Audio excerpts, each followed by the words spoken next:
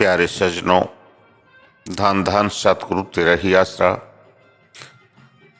आज हम एक बहुत ही अच्छे विषय पर एक प्रेरणादायक साखी आपको सुनाने जा रहे हैं। उस साखी को आप ध्यानपूर्वक अंत तक सुनें और लाभ उठावें जी। एक बार एक फकीर था, वह बीच बाजार में खड़ा रो रहा था। तभी वहां से एक राहगीर गुजरा। उसने उस फकीर को देखा और रोने की वजह पूछी, क्या बाबा आपको भूख लगी है? क्या आपको किसी ने मारा या तंग किया है क्या? तो फकीर ने जवाब दिया कि यह सब मेरा मसला नहीं है। फकीर अपनी मस्ती में था तो कहा कि आज मैंने प्रोग्राम बनाया था कि आज इन बंदों को, इन जीवों को से रब से मुलाकात कराकर सुलह करवा दूं। राहगीर ने पूछा, तो फिर सुलह हुई? फकीर ने कहा, नहीं, ये सब मेरी बात सुनते ही नहीं है। सब जीव संसार के भोगों में ही लिप्त हैं। मैं इन सब को समझाता हूं कि मियां, ये संसार एक मिथ्या है, छल है, मगर यह सब इसी संसार में उलझे हुए हैं। इन्हें इस संसार से ही प्यार है। रब तो कहता है कि ले आ, इन सब को एक आंसुओं में सबके गुनाह माफ कर दूंगा, मगर ये सब मुझे पागल समझकर पत्थर मारते हैं।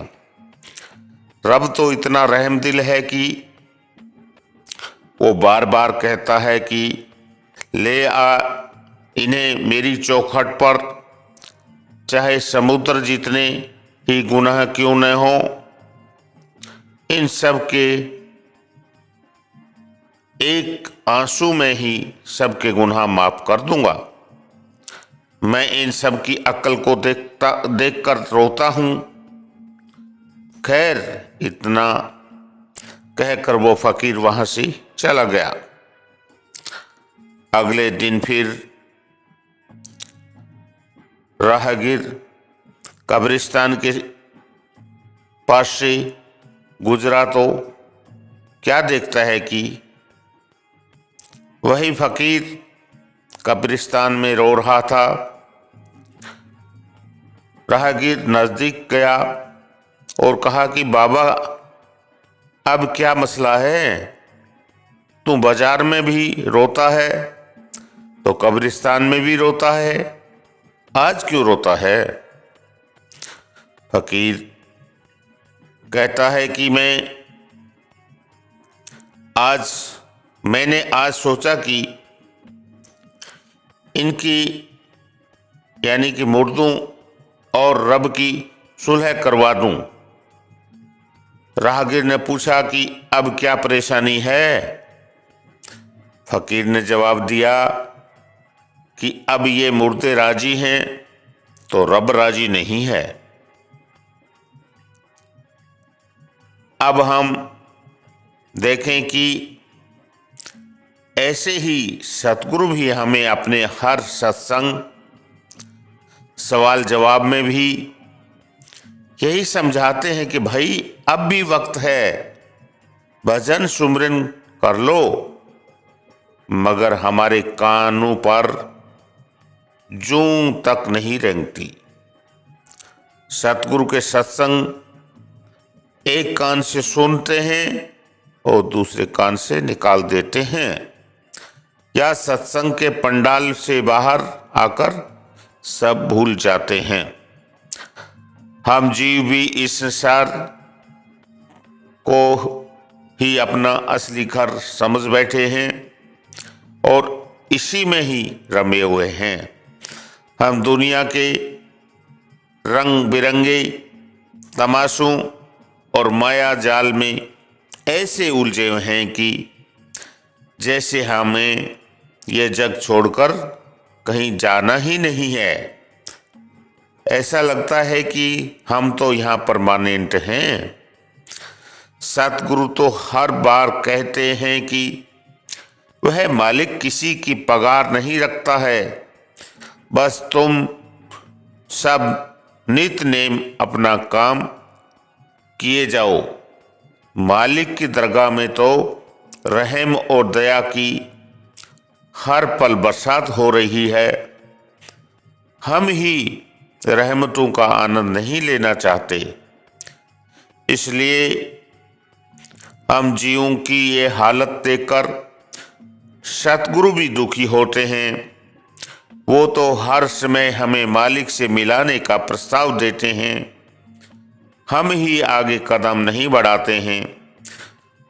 जब हमारा अंत समय आता है तो आंखों के सामने काल नजर आता है और वह हमारी बाह पकड़कर घसीटता हुआ लेकर जाता है।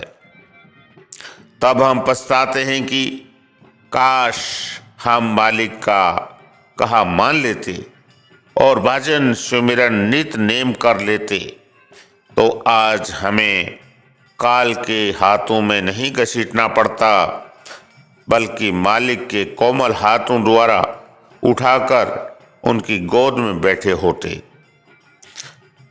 हमें भी विचार करना चाहिए कि हम भी काल के कठोर हाथों द्वारा घसीटना चाहते हैं या सतगुरु के कोमल हाथों द्वारा उनकी गोद में बैठना चाहते हैं। सतगुरु की गोद में बैठ करके अपने असली मुकाम, असली देश, असली ठिकाने मुक्ति धाम पहुंचना चाहते हैं या फिर काल के उस कठोर हाथों में घसीट कर वही 84 की चक्की पीसना चाहते हैं।